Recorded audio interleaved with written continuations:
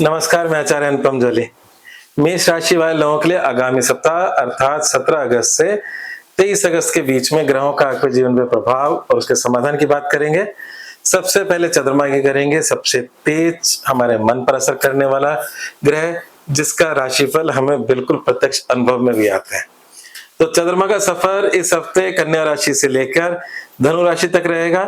कन्या राशि आपकी राशि से छठी राशि है और ज्योतिष में शायद आप लोग जानते हो कि छठा घर थोड़ा सा तनाव वाला होता है, बीमारी, उधारी, शत्रुता, कोर्ट कचहरी। पर गोचर का चंद्रमा यहाँ शुभ लाभ देता है और जब गोचर का चंद्रमा इस घर से गुजरता है तो इन सारे एरियाज में कोई ना कोई क्षणिक शुभ सूचना का संचार करता है।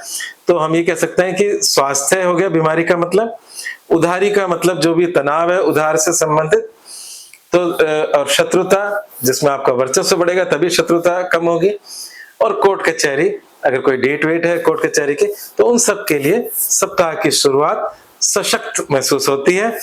उसके बाद सातवां चंद्रमा आपकी राशि से, सातवां चंद्रमा नॉर्मली मौज शौक में व्यतीत करता है जीवन, और जीवन साथी का सहयोग मिलता है। पर इस समय चंद्रमा तो निश्चित रूप से आपको लाभ देगा सातवें घर में, मतलब जब अच्छा चंद्रमा होता है मन प्रफुल्लित रहता है। पर अगर जीवन साथी के मामले की बात करें तो इस समय आसमान में शुक्र नीच का है, जो आपके जीवन साथी का लॉर्ड है, उस पर चर्चा हम लोग बाद में करेंगे।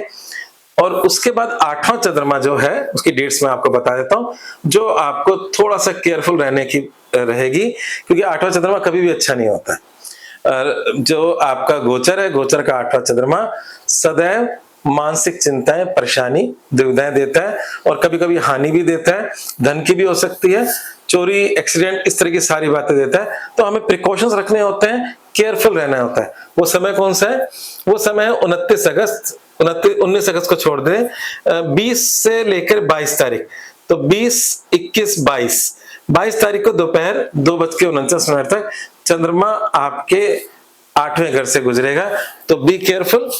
और उसके बाद 9वां चंद्रमा होगा सप्ताहांत के अंदर, मतलब धनु राशि का, वो आपके लिए शुभ लाभकारी है। जब भी 9वां चंद्रमा होता है, एक बुरे समय 8वां बुरा होता है, 9 में आता है तो 9वां भाग्य मानते हैं हम लोग, धर्म मानते हैं। तो हमारे कहीं ना कहीं हमारे जीवन में नई आशा की किरण लेकर आता है, फिर वो उत्तरोत्तर शुभ लाभ देता है। तो अभी उसकी बात बाद में करेंगे। तो कुल मिलाकर बात है कि शॉर्ट में बता दूं, शुरुआत सशक्त हो रही है, एंटरटेनिंग हो रही है, मौज मस्ती वाली हो रही है, और सप्ताह अंत के जो दिन है जिसमें 20 से 22 तारीख थोड़ी सी चिंताजनक है, और बाकी सप्ताह का अंत भी ठीक है। अब बात करते हैं बाकी ग्रहों की स्थिति क्या है जो आपको कष्ट दे सकती है। तो मैंने इसी राशिफल के बीच में शुक्र का जिक्र कर दिया था। शुक्र इस समय कन्या राशि से गुजर रहे हैं और कन्या राशि में शुक्र नीच के होते हैं, और शुक्र आपकी राशि से आपके जीवन साथी का स्वामी भी शुक्र है और आपके फैमिली लाइफ का भी स्वामी शुक्र है, और इवन आप फाइनेंशियल अगर हम देखें पैसे की बात करें तो उसका भी स्वामी शुक्र है। शुक्र का छठी राशि में नीच का होना थोड़ा बहुत आपके लाइफ के एरियाज को डिस्टर्ब कर रहा है, खासकर वैवाहिक जीवन में छोटी मोटी समस्याएं दे सकता है। और दूसरी बात यह है कि इस समय धन और परिवार ये भी चिंता का एक कारण बन सकता है इस शुक्र की वजह से। हाँ, जहां तक आपके स्वयं की बात है, इंडिविजुअल बात है, तो इंडिविजुअल के अंदर हम ये कह सकते हैं कि मंगल जो है आपकी राशि का स्वामी अपने से पराक्रम भाव उससे तीसरी राशि मिथुन राशि में गुजर रहा है। पराक्रम भाव का प्लेनेट गोचर का सदैव शुभ होता है, जो आपको कहीं ना कहीं ऐसी ऊर्जा देता है जिसमें आप बड़े स्टेप लेने की ताकत रखते हैं, स्ट्रॉन्ग, अपने आप को स्ट्रॉन्ग फील करते हैं। बाकी ग्रहों की बात करें तो बाकी ग्रह में जो बड़ा परिवर्तन हुआ है और जो अच्छा परिवर्तन हुआ है वो परिवर्तन है सूर्य का। सूर्य आपके 17 तारीख को ही करीब 4:19 में, सॉरी मैं गलत बोल रहा हूं, सुबह 7:58 में सिंह राशि में आ जाएंगे सूर्य। तो सुबह सुबह सूर्य सिंह राशि में आ जाएंगे, जो सिंह राशि आपकी 5वीं राशि है। 5वीं राशि लंबे समय से पीड़ित भी है, 5वीं राशि में केतु है, और सूर्य का वहां आना अपने स्वयं राशि के अंदर आपको शुभ सूचना का संचार करेगा। खासकर शिक्षा संबंधी आ रही बाधाओं में थोड़ा सा हेल्प करेगा, प्रेम संबंधों में भी हेल्प कर सकता है, और संतान संबंधी अगर चिंता है उसमें भी हेल्प कर सकता है। ये सूर्य 1 महीना रहता है हर राशि के अंदर, तो ये समझ लीजिए 17 तारीख को सुबह सुबह सूर्य आ रहा है। तो आने वाला लगभग 1 महीना आपके लिए 5वें घर से संबंधित चीजों के लिए लाभकारी है। अच्छा, जो लोग, मैं क्योंकि जब भी राशिफल बोलता हूँ तो मैं पूजाओं की बात ज्यादा करता हूँ, है ना, देवी देवताओं की पूजा। तो मेरा मानना है कि देवता देने वाले हैं और पूजा करने से हमारे कर्म इंपॉर्टेंट है। कर्म के साथ अगर पूजा जुड़ जाती है तो हमारे कर्म में आनंद आने लगता है। तो यहाँ पर अगर विगत में आपकी पूजाओं में भी अड़चने आ रही थी, समस्या आ रही थी, उसमें भी कमी आएगी इस सूर्य की वजह से। बाकी राहु तो आपके 11वें घर में है ही, और 11वें घर का राहु कहीं ना कहीं इनकम की कंटिन्यूटी बनाए रखता है। शनि वक्री है आपकी राशि से 12वें में, आपकी शनि की सरस्वती चल रही है, और चूंकि शनि की सरस्वती चल रही है तो शनि का 12वीं राशि में होना, शनि का उपाय जरूर से करें। और वक्री शनि, हालांकि वो पीछे की तरफ जाता शनि कुछ कुछ हमें इनकम की भी होप देता है, और 12वें घर में बैठा शनि सरस्वती के दुष्परिणाम भी देता है। तो हमें शनि का उपाय जरूर करना है, और ये शनि का उपाय अब आपको लगातार करना है, क्योंकि सरस्वती 7.5 साल की होती है। ये पहला फेज है 2.5 साल का। हाँ, हर 2.5 साल में उसकी प्रॉपर्टी बदल जाएगी।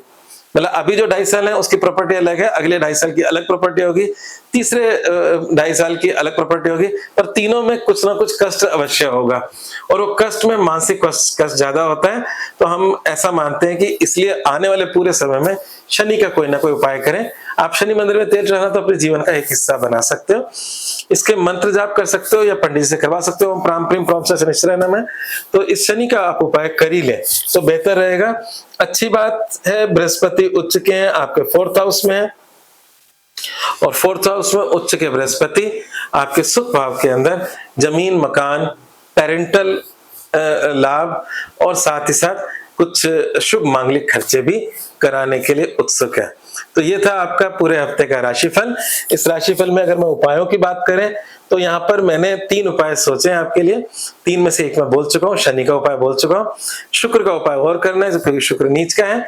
तो शुक्र के उपायों के लिए हम एक काम कर सकते हैं, माँ लक्ष्मी की पूजा कर सकते हैं। माँ लक्ष्मी की कृपा से शुक्र ग्रह की जो अड़चने परेशानियां कुछ हद तक कम होती हैं, और किसी भी देवी का किसी और रूप में पूजा कर सकते हैं जहां आपकी आस्था हो।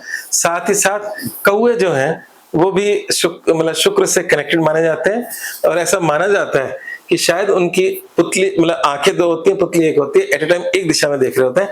कौओं को चावल डालना भी इसकी बहुत ही अच्छी रेमेडी है, और गौ सेवा भी इसकी बहुत अच्छी रेमेडी है। तो गाय की सेवा कर सकते हो, सफेद गाय की सेवा कर सकते हो, कौओं को चावल डाल सकते हो, और चावल आप मतलब उबले चावल भी रख सकते हो और नॉर्मल चावल भी डाल सकते हो। इससे आपका ये अभी शुक्र का जो समय है वो ठीक होगा। और साथ में अगर मूल मंत्र की बात करूं तो अभी जो लैकिंग दिख रही है, मैंने कहा आपका पराक्रम स्ट्रॉन्ग है, सब कुछ अच्छा है, पर दिक्कत जो आ रही है वो है परिवार। तो परिवार संबंधी जो पारिवारिक जरूरतें हैं, परिवार उनको प्रायोरिटी दें, उसको इग्नोर ना करें। तो आपका बल पराक्रम दुनिया के लिए चलने दें, पर अपने परिवार को इस समय किसी भी प्रकार से उसमें डिस्टरबेंस होने से बचे, तो तभी आपके जीवन में मतलब कंप्लीट कुछ होगा। आज बस इतना ही, धन्यवाद।